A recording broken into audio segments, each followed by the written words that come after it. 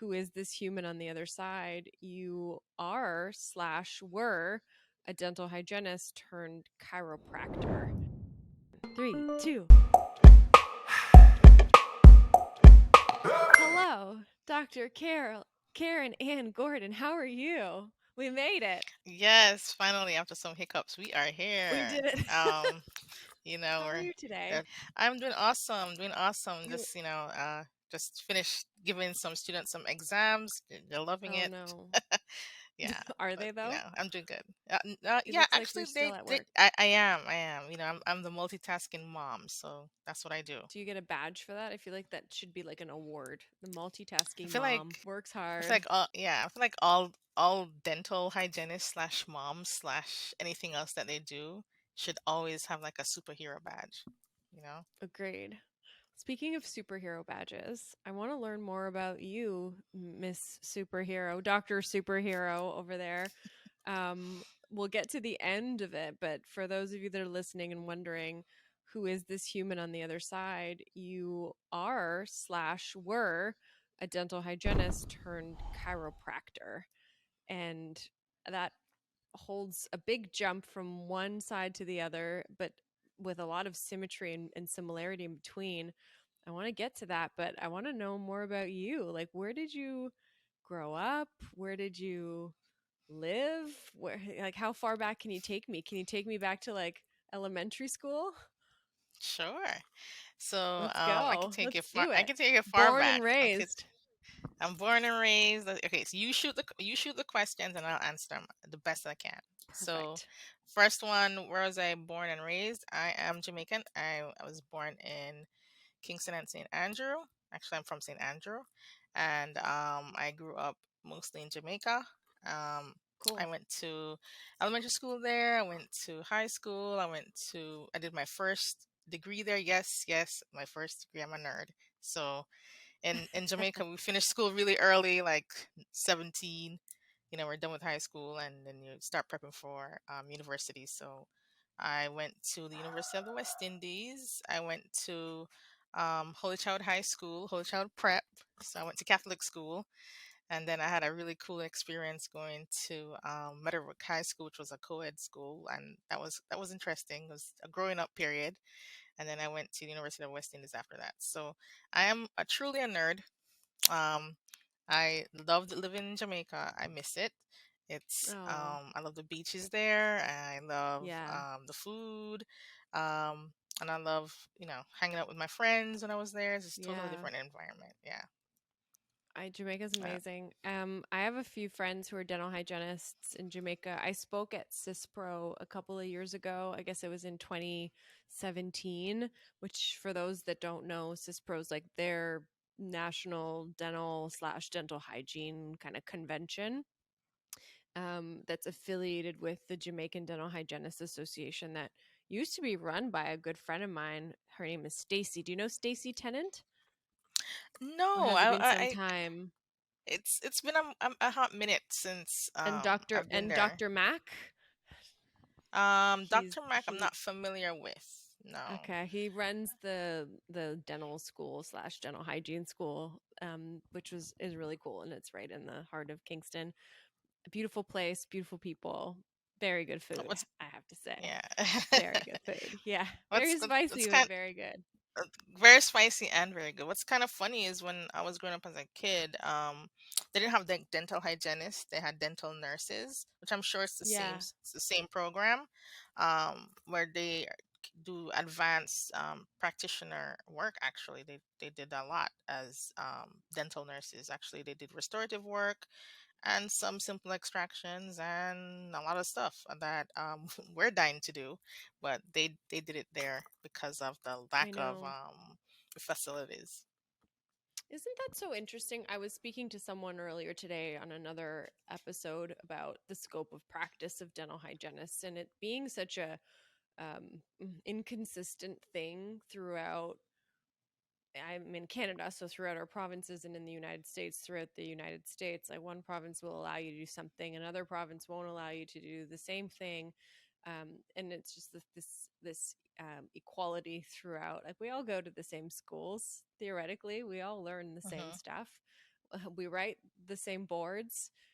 It would be really great if we could all align on what we can and cannot do. And like in Jamaica, there in Kingston, there's only one school, and it Hmm. graduates very few people per year in comparison to some of the schools that we have here. It's okay, you can just leave it. It's fine.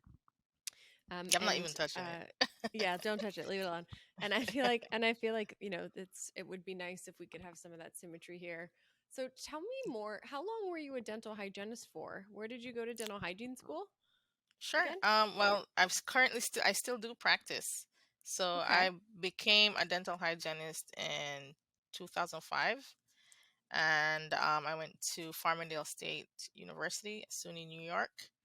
That's where Okay. I started first, and I got my license. Actually, I got my license in Florida before I got my license in New York, which is funny. Oh, okay. And I've been practicing ever since. I don't practice full time anymore, obviously, the but I still practice once a month with one of my friends who's a dentist in her practice, Cool. because I still need that calculus. That's just that dirty crack, that dirty The pop off. ASMR, Yeah, I know. yeah, I And I still feel need like it. it's such a it's a great job career path that you can pick up even temp shifts. If you didn't have that friend that you could work in their office, you could just sign up for some temping here and there. But yeah, it's one of those things where, like, once you start scaling calculus off, can you ever really stop? I guess some people can because they retire and they never go back to it. How Um, long did you practice full time for? oh, pretty much. I would say what 2005, 2023. Wow, that's a long time. So maybe I would say maybe 12 out of the only time I didn't practice full time was when I was in school. So maybe 12 out of the how many years? Maybe 12, 13, maybe 14. I can't even tell. It's been so long. That's It's okay. everything so The meshed. years, they all But kind of go together after a while. yeah, What maybe made maybe you 12. Yeah. what made you like when did you decide you wanted to stop doing hygiene, or what made you interested in chiropractic? Like, what was that transition like? Sure. So honestly speaking, I love like working with people. And the time that I was in hygiene, I was becoming a little burnt out because we did the same thing all the time. Now I was very good at doing the same thing all the time. It's just that I needed something a little bit more. And looking around me and listening to like the experiences of people that I've met, they always have like back pain, neck pain, shoulder pain, some kind of pain. And Mm, a friend of mine's husband actually was going through chiropractic school, and I started to research what chiropractors do and so on, and I really like the holistic approach, the non-pharmacological approach to healthcare. And I mm, thought that that might be something I'd be interested in, and did a little bit more research, liked it a little bit more, and started looking at like my my colleagues. They're all like bent over like this.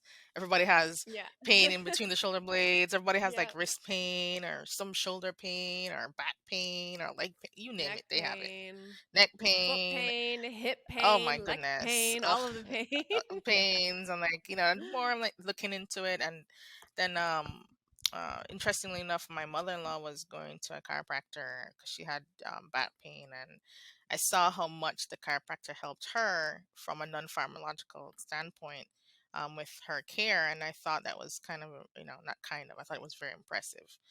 She was Mm, able to actually get relief. And then I to start doing more research something, you get kind of obsessed, like learn yep. more and more. And the Hmm. transition was kind of easy. I know I didn't want to go to med school, or there's no way in God's green earth I'm going to go back to undergrad to do dental, go to dental school. That's just wasn't in my thing. I'm like, what's the next best thing? I like working with my hands, Yeah. so this was like another level to our Yeah.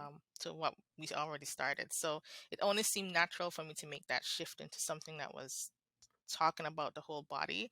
As hygienists, we love making that connection, that whole oral systemic connection with, the Yeah. mouth, the entryway to the rest of the body. And that was interesting to me, and learning more about the body was more interesting to me. So when the opportunity came, um, for me to kind of make that transition, and it was easy. I looked at different schools, and lucky enough, in the area that I lived, there was a new school opening up. I'm like, you know what, this is for sure a sign. Too perfect. Yeah, I'm like, let me do it. So I'm like, okay. So that's S- how s- it began. So cool. So, okay, backtrack. Credential wise or prerequisite wise, when hmm you finished dental hygiene, did you do a dental hygiene bachelor degree or did you have an associate's degree? So I stopped at an associate's degree. I did not do a bachelor's A degree. bachelor. When I was in school, it was they only at the time had mostly associate's degrees. Um, Right. I only have an and associate's degree. I mean, yeah, yeah, it's and not uncommon yeah, and I didn't do the bachelor's because I didn't see how that would, because it would be another terminal degree, and I'd rather spend my resources on something that would push to me. take you like laterally if you needed Yeah, to. yeah, if I Yeah. needed to go somewhere else or use my skill set somewhere else, I would have that background. Remember I told you earlier I was a nerd. So Yeah. during before I even went to chiropractic school, I actually did my bachelor's in communication and science disorders, to work with people with speech and hearing loss and speech impediment and brain injury. And I really Oh, liked that. So, yes, I wanted to find that connecting link. I'm weird. I have many things that I do, but that that you're was what I among did. so you're among weirdness here. Like let's just establish that the people that listen to this podcast are also nerds. They are Good. also Yay. perhaps a little My bit people. strange. Yeah, like you are among people. I am also that person. So don't feel like you have to like explain your weirdness in any way. Like just it's embraced. It is the reality. We do things differently. Like, and if those people don't accept it, then you know, stop Too watching bad, this video right? and go somewhere else. Yeah, we are not your Yeah. humans. Okay, Yeah. so So then you that's how you that's got it. into you did a bachelor's degree of an unrelated but similar field in Right. health science, and then hmm applied to this brand new school that just miraculously opened up down the street from you. You Yeah. got in right away. Was it that easy? I mean, if you're as much Not of a nerd as I necessarily. think you think you are. Not necessarily that easy. I mean, I did have all of their prerequisites. My first degree was in mathematics, the very first one. Yeah, it's weird. Wow. And then my dental hygiene, and then I did the second bachelor's degree in communication sciences. So I had all this health background and knowledge, um, and the requirements. I already met those requirements, so Mm, it was like an easy transition because I already had the requirements that they were looking for. And cool. actually my the office I was working at the time full time were very supportive, like, come on, you can do it. And like, they wrote me the letters, and they were supportive of me making this transition. So I'm like, are you sure? I'm like, yeah, you're gonna be great at it. I'm like, you sure? I'm like, yes. So I did Aw. did all the info and did everything, and it worked out, which was awesome. That's really great. I mean, sometimes people leave to go to school from working somewhere and they're not really supportive. Like they're mad at you because just like, well, now I have to hire somebody different. Ugh, then that's not the place you would want to work. You want to encourage people to grow, right? Okay, hmm so how long was your program and did you know immediately that you wanted to continue doing something hygiene focused with your new doctorate? Or was that something that just evolved? It kind of evolved as the pandemic was an interesting time. I did most of my program. I was about to finish my program actually, and the pandemic occurred. And when I went back to um, when I went back to working, I noticed that a lot of people had jaw pain. Now, working with the jaw, yes, I always want to do it because I want to incorporate somehow um, my background in dental hygiene into my my new career path into chiropractic, and I just didn't know how I'd make that transition. So, of course, knowing me, when I focus on something, I become obsessed. I did a lot of research, and I'm like, okay, you know what, this could work.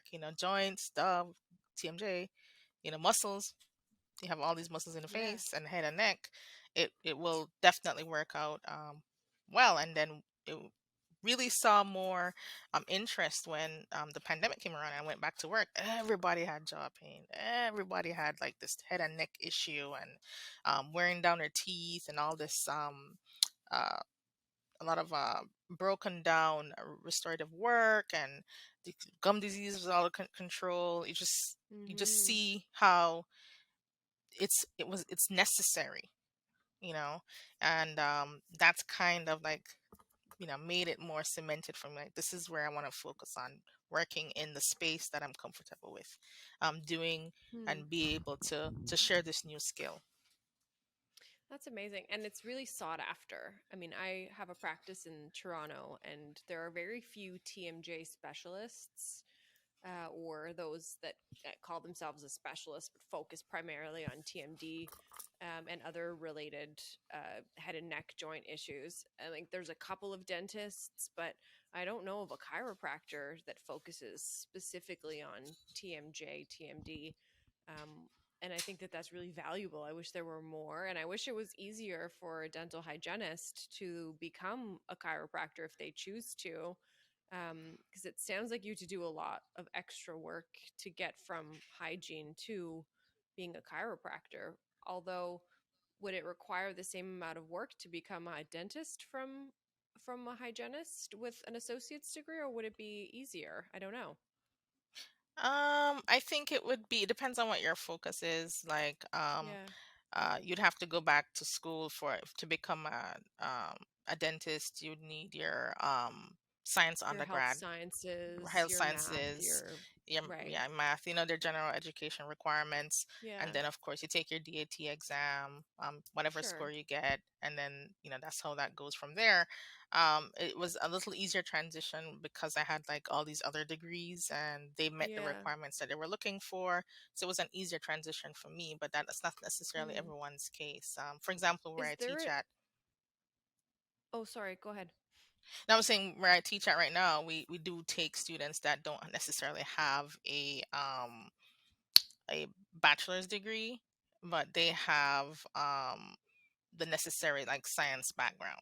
So then they'll Mm. meet those science background requirements and those bachelor requirements while they're in the program. Interesting. Have you seen any students, dental hygiene backgrounds that have been admitted and accepted? They're like two. Two. Yes, I've No actually met way. one other. Actually, she's about to graduate. She came from a different state, and she's a dental hygienist, and she's in the program, literally about to Wow. graduate. This is her. She has like 3 weeks left, and she's Wow. made that transition too. So we have actually a lot of people from the dental field actually come in. They may not be hygienists, but they worked with neuromuscular Wow. um, dysfunction, TMJ, neuromuscular dysfunction. Some of them worked in the laboratory aspect of dentistry. And yes, Wow. it makes sense for them. The Sure. other person I Yeah. met, she actually doesn't she actually is someone I met online, and she's was in another chiropractic school while I was in school, so it was interesting to connect with someone that has uh the same kind of interest that I do. Yeah. What's the school that you teach at? Sure, I teach at Kaiser University College of Chiropractic Medicine. Kaiser University. I'm typing that in here, so I have it for show notes if anyone wants the info. I'll link it below.